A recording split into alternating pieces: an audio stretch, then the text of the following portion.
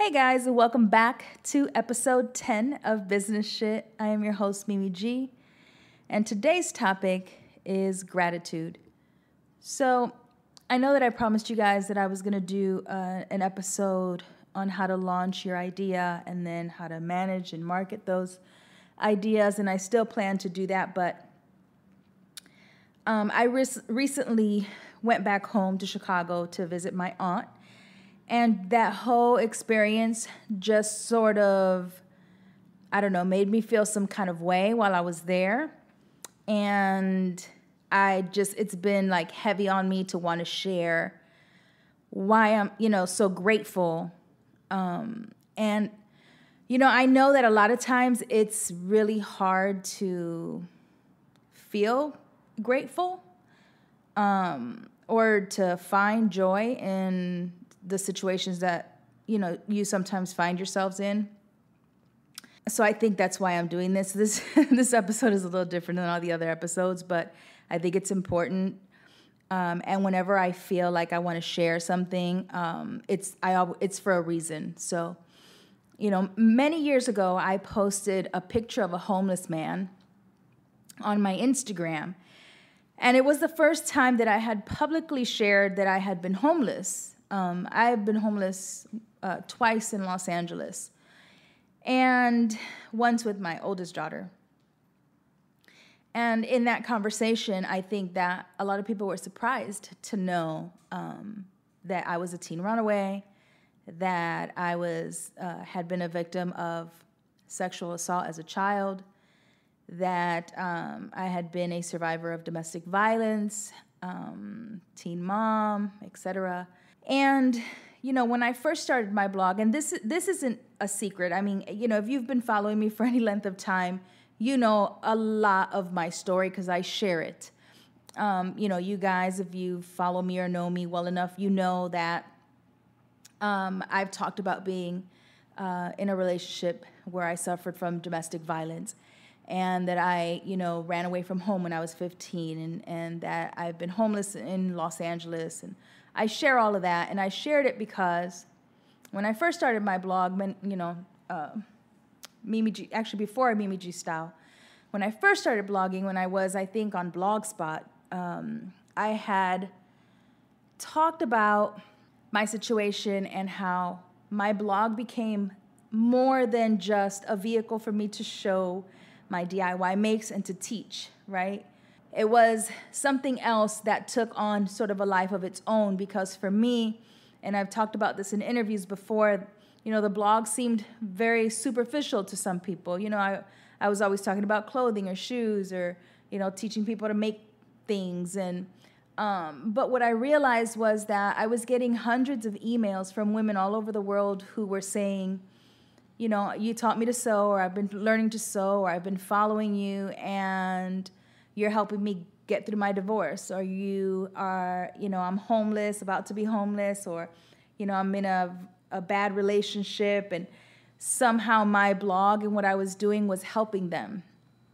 And I think that's when I realized that my blog was more about that. It was about inspiring and motivating, and I've talked to you guys about this, but it was also a sign for me when I realized that my hobby of sewing was really what has always saved me, right? So when people ask me why sewing is so important to you, it's because it has been how I have healed over the years, and although I started to sew when I was 12 years old, because of being homeless in different situations, I didn't actually start sewing again until just before I married my son's dad.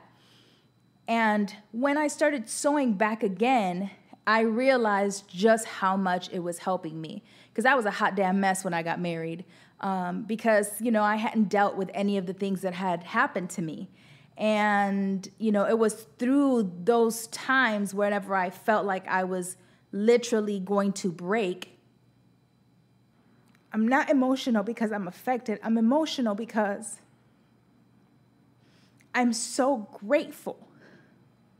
I'm so grateful for where I am today despite everything that has happened. And when I went back home to Chicago, when I ran away from home, I didn't go back. I just refused to go back. Part of it was stupidity because I was a kid, and it was pride. And I refused to go back home with my tail between my legs, and so I stuck it out regardless of what I had to go through. And whenever I would go back, years later, obviously I left home when I was 15, I'm about to be 42. Whenever I would have to go back to Chicago on business, I would specifically tell my mom not to let anybody know that I was coming. I didn't want anything to do with my family. And part of that was because I had recollections of being assaulted as a child by my uncle and my step-grandfather. And nothing in my family was ever done about it. Like, nobody ever did anything. I said something, but nobody ever did anything. And when I left home, a lot of my family members and we just sort of disconnected, right? I just didn't have anything to do with anybody except my mom. And so I felt like, I don't know, resentment towards them, or I don't know what I felt. I just didn't want anything to do with them. And it really wasn't until my grandmother passed away that I went back to Chicago and saw my family. And it had been, I guess, over 18 years since I had seen a lot of them. And I was there for a short time, and Norrison got to meet a lot of my family. And after the funeral, I went back home, and I opened up the lines of communication with some of my family, but not many. One of the family members who I've always sort of kept in contact with is my mom's sister, second oldest, I think, is my Aunt Jolie. And she always made it a point to check on me. She would, ask my mom about me. And so I've always felt really close to her. And when I was little, I remember, weekends with her and my cousins. And so we found out that my aunt was having surgery. So my mom and I flew out to Chicago. This was last week. And we wanted to be there while she had surgery and, to make sure that she recovered and that we visited with her. And so I went back to Chicago with my mom. And that whole week was like, it was like watching a movie in my head. Because the last time I had been to my old neighborhood was during my grandma's funeral. It was at nighttime. And it was such a short trip that I really didn't experience much. But this time, when we pulled up to my grandmother's house, where I used to also live, she lived in a two-flat, and we lived upstairs, and my grandparents lived downstairs. That house was where I had that experience with my step-grandfather, and the last recollection I have of being raped by my uncle. And when I pulled up to the house, I had so many things coming at me at one time. And it's funny because I've talked about this a lot, and I've shared it with people who know me, friends and family, that there are huge gaps of my life as a kid that I just don't remember. There are people I don't remember, places, times, like whole chunks of things that I just don't remember. And being in Chicago last week was like being flooded with so many memories that I had forgotten. And it got me to sort of remember things that, one, I didn't want to remember.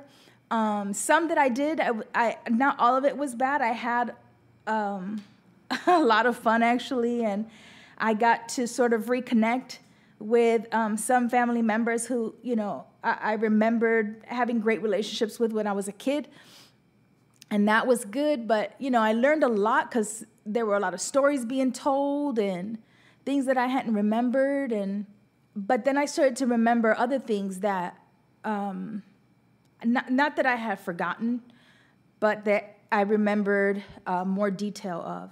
I remember the first recollection I have of being raped by my uncle was when I was 6 or 7 years old. And I didn't know that it was rape because I was a kid. And he's I think maybe 5 years older than me. So to me, he was much older. But I mean, now it doesn't seem like that big an age gap.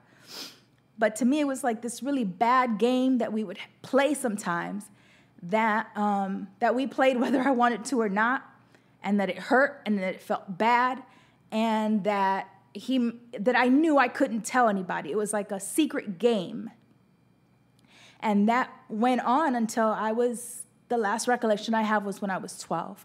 And then I remember not going to my grandparents' house and avoiding it at all costs. And, when I told about my step-grandfather, nobody did anything. And I got to have that conversation a bit with my mom, about how come nothing happened. When I sit and I look at my family, I have a hard time understanding how come nothing happened, because I can't imagine that happening. After I spent so much time there that week, around my family and stuff, I left feeling so grateful that I had ran away from home. I don't know that if I would have stayed, that I would have had a bad life, or that I would have ended up like a lot of families have, sort of in this day-to-day, stuck in the same old neighborhood, not being able to get out of this circle that they're in, right? So I don't know if leaving home would have, what my life would have been if I would not have left. But I do know that leaving gave me an opportunity to be around things that I probably would not have ever experienced. Not to say that when I got to California, I didn't experience a bunch of horrific shit, because I did. Being homeless with your kid is awful. And, going through different relationships where you find yourself getting your ass beat and you don't know how to leave and you don't know how to get out. And when people say, well, why doesn't she just leave? It pisses me off, because you don't leave because you don't know that it's not your fault. And a lot of times you don't know where to go. Like, you don't know what to do. And when I was homeless with my daughter, there are things about my life that I have shared openly, and I have done so because I know that my story helps other people and people in my situation and women in my situation who might feel the way that I have felt or have gone through the same situations that I have gone through. And I feel it's so important for me to say, I've been through all this shit, but I am good now. And I am so grateful, even for the bad shit, because it made me who I am today. And there was an experience that I've actually never shared, and mostly because I was ashamed of it. But when I'm guessing I was probably about 18 years old. I was homeless with Chastity, and she was a baby. She was less than 2 years old, and I had been panhandling all day, and it was a really rough day. I hadn't had anything to eat. Chastity hadn't had anything to eat. She was probably wearing the same diaper from a couple of days because we just didn't have anything. And it must have been a day where I wasn't getting a lot of help. And I asked this man for money, and he insinuated that if I did something more, he would give me money. And so I did. And for $35, I had sex with a complete stranger under a freeway overpass so that I would go home and have food that night. And I never talked about it because I was ashamed of it. I was ashamed that people would judge me for it. I was ashamed what people would think about me. And then I realized when I started sharing my story that I'm not ashamed of it, that I did whatever I had to do to survive every day.